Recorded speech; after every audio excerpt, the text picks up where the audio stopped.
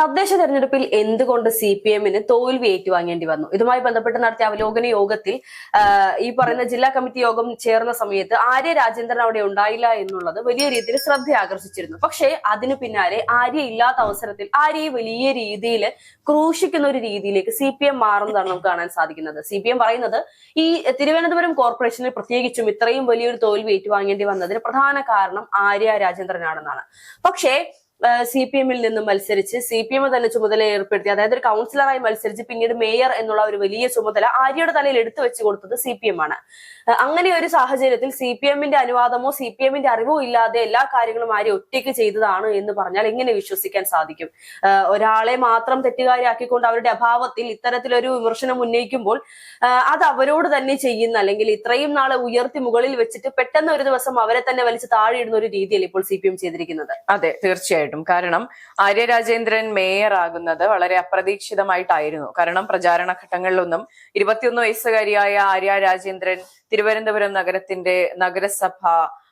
നഗരസഭയുടെ ഒരു മേയർ ആകുമെന്ന് ആരും പറഞ്ഞിരുന്നില്ല. ഒരു അപ്രതീക്ഷിതമായ ഒരു മേയർ സ്ഥാനമാണ് അവർക്ക് കിട്ടിയത്. ആലോചിക്കേണ്ട ഒരു കാര്യമുണ്ട്. ഇപ്പോൾ അവർ സംഘടനാ തലത്തിൽ എല്ലാ സ്ഥാനങ്ങളിലും ഇപ്പൊ ബാലസംഘം മുതൽ പ്രവർത്തിച്ചാണ് മേയർ സ്ഥാനത്ത് വന്നിരിക്കുന്നത്. അവർക്ക് അതിൻ്റെതായ പക്വത ഉണ്ടായിരുന്നു. പക്ഷെ ഇത്തരം കാര്യങ്ങളിൽ ഒരു കൗൺസിൽ മുഴുവനായി ഇപ്പോൾ അതിലുള്ള എല്ലാ LDF-ലുള്ള പക്ഷത്തിലുള്ള എല്ലാവരും ഒരുമിച്ച് ചേർന്നായിരുന്നു പ്രവർത്തനങ്ങൾ നടത്തേണ്ടിയിരുന്നത്. അങ്ങനെ തന്നെയാണ് നടത്തിയിരുന്നത്. നമ്മൾ ഒരു ഘട്ടങ്ങളിലെല്ലാം തിരുവനന്തപുരം കോർപ്പറേഷനിൽ നടക്കുന്ന കാര്യങ്ങളെ പറ്റി ചർച്ച ചെയ്യുമ്പോൾ നമ്മൾ പറയുമായിരുന്നു, ആര്യ രാജേന്ദ്രനെ ഒരു പാതയാക്കി വെച്ചുകൊണ്ട് പലരും പിന്നിൽ നിന്ന് കളിക്കുന്നു, ചരടുവലികൾ നടക്കുന്നു, ആര്യ രാജേന്ദ്രനെ ഒരു പപ്പറ്റായി ഇരുത്തിയിരിക്കുന്നു എന്നൊക്കെ നമ്മൾ പറയുന്ന ഒരു സാഹചര്യം ഉണ്ടായിരുന്നു. അത് തന്നെ ഒരു തെളിവാണ്.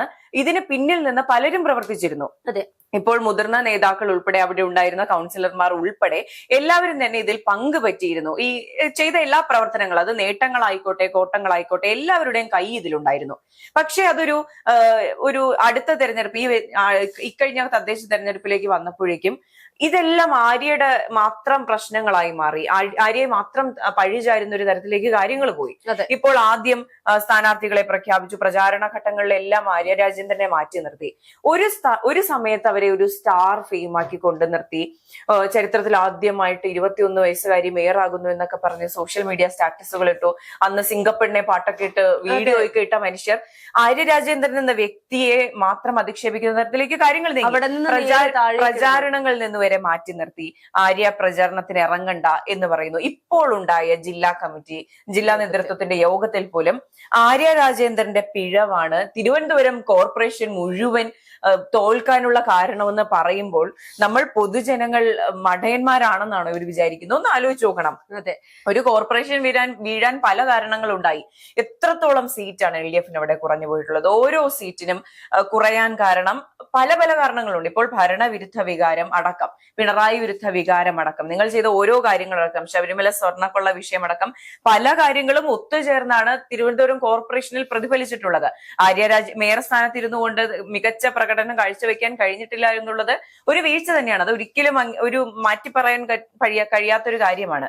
പക്ഷേ ആര്യ മാത്രമല്ല ഇതിൽ തെറ്റുകാരി. അതിന്റെ താഴെ ഡെപ്യൂട്ടി മേയർ, അതിന്റെ കൂടെ ഉണ്ടായിരുന്ന ബാക്കി കൗൺസിലർമാർ, തിരുവനന്തപുരത്തിന്റെ ഉത്തരവാദിത്തം ഉണ്ടായിരുന്ന CPM-ന്റെ മുതിർന്ന നേതാക്കൾ, അതുപോലെ തന്നെ കേരളത്തിലെ എല്ലാ CPM നേതാക്കൾക്കും അന്ന് ആര്യയെ കൊണ്ടുവന്നപ്പോൾ ക്രെഡിറ്റ് എടുത്ത എല്ലാ നേതാക്കളും ഈ വീഴ്ച സംഭവിച്ചപ്പോഴും അതേ ക്രെഡിറ്റ് എടുക്കണം. അതെ, തീർച്ചയായിട്ടും. അതിനപ്പുറത്തേക്ക് ഇപ്പോൾ ഇവർ പറയുന്നത് പോലെ ആര്യ സ്വന്തം ഇഷ്ടപ്രകാരമാണ് ഇതൊക്കെ ചെയ്തത് എന്ന് പറയുമ്പോൾ CPM-ന്റെ ഈ നേതാക്കന്മാരൊക്കെ ഉറങ്ങുകയായിരുന്നു ആ ഒരു സമയങ്ങളിലൊക്കെ. അങ്ങനെ ആര്യ സ്വന്തം ഇഷ്ടപ്രകാരമാണ് ചെയ്തിട്ടുള്ളതെങ്കിൽ അത് യഥാർത്ഥത്തിൽ CPM-നെ പിടിപ്പുകേടാണ് ചൂണ്ടിക്കാണിക്കുന്നത്. CPM-ന് ആ ഒരു കോർപ്പറേഷനിൽ പോലും ശ്രദ്ധ ചെലുത്താൻ സാധിക്കാത്ത രീതിയിൽ CPM-ന്റെ കഴിവുകേടാണ് ഇവിടെ തുറന്നു കാണിച്ചുകൊണ്ടിരിക്കുന്നത്. അത് അവർ തന്നെയാണ് പൊതുജനങ്ങൾക്ക് ഇതിലേക്ക് ഇപ്പോൾ എത്തിക്കുന്നത് എന്നുള്ളതാണ് മറ്റൊരു കാര്യം. പിന്നെ ഈ ഒരു തദ്ദേശ തെരഞ്ഞെടുപ്പിൽ ഇപ്പോൾ പറയുന്നത് ഈ തിരുവനന്തപുരം കോർപ്പറേഷനിൽ തോൽവി ഏറ്റുവാങ്ങിയത് ആര്യ രാജേന്ദ്രൻ കാരണമാണ് എന്ന് പറയുമ്പോൾ, അപ്പോൾ കേരളത്തിൽ ബാക്കിയുള്ള ഇടങ്ങളിലൊക്കെ തോൽവി ഏറ്റുവാങ്ങേണ്ടി വന്നെങ്കിൽ, അല്ലെങ്കിൽ ഈ കോട്ടകളായിരുന്ന LDF കോട്ടകളായിരുന്ന പലയിടങ്ങളിലും ഇന്ന് BJP-യുടെയും കോൺഗ്രസിന്റെയും, പ്രത്യേകിച്ച് കോൺഗ്രസിന്റെയും മേൽക്കൈ വരുന്ന ഒരു സാഹചര്യം ഉണ്ടാക്കിയതും ഈ പറയുന്ന ആര്യ തന്നെയാണോ എന്ന് ചോദിച്ചാൽ ഒരിക്കലും അല്ലെന്ന് പറയേണ്ടി വരും. തിരുവനന്തപുരം കോർപ്പറേഷൻ ഒരാളുടെ തലയിൽ കെട്ടിവെച്ചു കൊടുക്കാം. അപ്പൊ ബാക്കിയുള്ള ജില്ലയും ബാക്കിയുള്ള കോർപ്പറേഷനുകളും ബാക്കിയുള്ള പഞ്ചായത്തുകളും ഒക്കെ ആരുടെ തെറ്റുകൊണ്ടാണ് ഇവരുടെ കൈവിട്ടു പോയത് എന്നുള്ളത് ചോദ്യമാണ്. ആര്യയുടെ കാര്യം ഒന്ന് ആലോചിച്ച് നോക്കൂ. ബാലസംഘം മുതൽ പ്രവർത്തിക്കുന്നു. എനിക്ക് തോന്നുന്നു ബുദ്ധി ഉറയ്ക്കുന്നതിന് മുൻപ് കൊടി പിടിച്ചു തുടങ്ങിയ ഒരു പെൺകുട്ടിയാണ്. ഈ പ്രസ്ഥാനത്തെ എത്രത്തോളം വിശ്വസിച്ചിട്ടുണ്ടാകും, കൂടെ നിൽക്കുമെന്ന് വിചാരിച്ചിട്ടുണ്ടാവും. അത് കഴിഞ്ഞ് യുവജന സംഘടനകളിലും അതുപോലെ തന്നെ സ്റ്റുഡൻസ് യൂണിയനിൽ വർക്ക് ചെയ്യുന്നു. അതിനുശേഷം മത്സരിക്കുന്നു, ഒരു കൗൺസിലറായി മത്സരിക്കുന്നു, മേയറാക്കി എല്ലാവരും കൊണ്ട് പട്ടാഭിഷേകം നടത്തിക്കൊണ്ടിരുത്തുന്നു. എന്നിട്ട് ഒരു പാർട്ടിയുടെ ആകെ പഴി കേൾക്കേണ്ട ഒരു സാഹചര്യത്തിലേക്ക് ആ പെൺകുട്ടിയെ തള്ളിവിടുകയാണ് ഉണ്ടായത്. ഇപ്പോഴും ആര്യയുടെ മാന്യതയാണ് ഇതൊന്നും വിളിച്ചു പറയാത്തത്. നിങ്ങളല്ലേ എന്നെ പെടുത്തിയതെന്ന് ചോദിക്കാത്തത് ആര്യയുടെ മാന്യത തന്നെയാണ്. അതെ, തീർച്ചയായിട്ടും. അതായത് CPM-ന്റെ PR-ന് വേണ്ടി ബലിയാടാക്കിയ ഒരു പെൺകുട്ടി, അല്ലെങ്കിൽ ഒരു പെൺജീവിതം എന്നൊക്കെ നമുക്ക് ആര്യനെ കുറിച്ച് പറയേണ്ടി വരും. കാരണം അവർക്കറിയാമായിരുന്നു ഇത്രയും പ്രായം കുറഞ്ഞ ഒരു പെൺകുട്ടിയെ കൊണ്ടുവന്ന് ഞങ്ങൾ ഇത്രയും ചെറിയൊരു പെൺകുട്ടിയെ മേയർ ആക്കിയെന്ന് പറയുമ്പോൾ അതിന് പിന്നിൽ ആ വ്യക്തി നടത്തേണ്ടിയിരുന്ന വികസന പ്രവർത്തനങ്ങൾ, തിരുവനന്തപുരം പോലൊരു കോർപ്പറേഷൻ കൊടുക്കുമ്പോൾ അതിന്റെ പിന്നിലോ മുന്നിലോ ഇത്തരത്തിലുള്ള നേതാക്കന്മാരുടെ ഒരു നോട്ടം എത്തേണ്ടിയിരുന്നു എന്നുള്ളത് യാഥാർത്ഥ്യമാണ്. പക്ഷേ ഇന്നിപ്പോൾ ബലിയാടായ ആര്യ രാജേന്ദ്രൻ അഹങ്കാരിയാണ്. ആര്യ രാജേന്ദ്രൻ പാർട്ടിയുടെ തീരുമാനങ്ങൾക്ക് എന്താ പറയാ വില കൊടുക്കുന്നില്ല. മുൻപിൽ മുതിർന്ന നേതാക്കന്മാർ വരുമ്പോൾ മാത്രം ഓവർ വിനയം കാണിക്കുകയും അവരില്ലാത്ത സാഹചര്യത്തിൽ താഴെയുള്ളവരെ വലിയ രീതിയിൽ ചവിട്ടി തേക്കുകയും ചെയ്തിരുന്ന ഒരു അഹങ്കാരിയായ പെൺകുട്ടിയായാണ്, അല്ലെങ്കിൽ അഹങ്കാരിയായ ഒരു മേയർ ആയിരുന്നു ആര്യ രാജേന്ദ്രൻ എന്നാണ് ഇന്നിപ്പോൾ അവിടെ മുൻപ് കൗൺസിലർ ആയിരുന്ന ഗായത്രി ബാബു പറഞ്ഞു വെക്കുന്നത്. അവരുടെ പോസ്റ്റിൽ അവർ കൃത്യമായി പറയുന്നുണ്ട് ആര്യ രാജേന്ദ്രൻ സ്വന്തം ഇഷ്ടപ്രകാരമാണ് ചെയ്തിരുന്നത് എന്നുള്ളത്. അപ്പൊ ഈ കൗൺസിലർമാർക്കൊക്കെ ചോദിക്കാനുള്ള റൈറ്റ് ഇല്ലായിരുന്നു അവിടെ.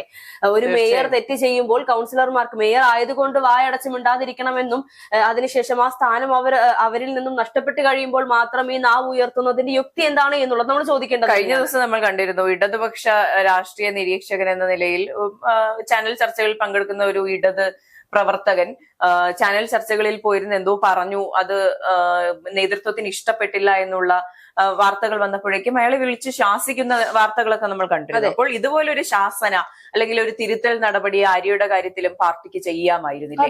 അത് തീർച്ചയായിട്ടും ചെയ്യാമായിരുന്നു. ആദ്യത്തെ 2 വർഷത്തിൽ വന്ന വീഴ്ചകളെല്ലാം അടുത്ത 3 വർഷം അറ്റ്ലീസ്റ്റ് തിരുവനന്തപുരം കോർപ്പറേഷൻ കയ്യിൽ നിന്ന് പോകരുത് എന്നുള്ള തീരുമാനത്തിലെങ്കിലും അത്തരം ഒരു നടപടി അവർക്ക് എടുക്കാമായിരുന്നു. പക്ഷെ ചെയ്തില്ല. അവിടെ ചെയ്യാവുന്ന എല്ലാ അഴിമതികളും കാണിച്ച് ഈ കഴിഞ്ഞ ദിവസം നമ്മൾ പറഞ്ഞില്ലേ, ബിരിയാണിയുടെ കണക്ക് വരെ എഴുതി, അതുപോലെ പല പ്രശ്നങ്ങളും ഉണ്ടാക്കി. അന്ന് ആര്യ രാജേന്ദ്രൻ അവിടെ ഉദ്ഘാടനം ചെയ്യാൻ ചെല്ലുമ്പോൾ അവിടെ സ്വിമ്മിംഗ് പൂൾ ഇല്ല. അങ്ങനെ ഒരു അവസ്ഥയിലേക്ക് കൊണ്ടെത്തിയത്. അപ്പൊ ഇത് നേരിട്ട് ഇപ്പോൾ ആര്യക്ക് അവിടെ വീഴ്ച പറ്റിയിട്ടില്ല എന്ന് ഇവിടെ ആരും പറയുന്നില്ല.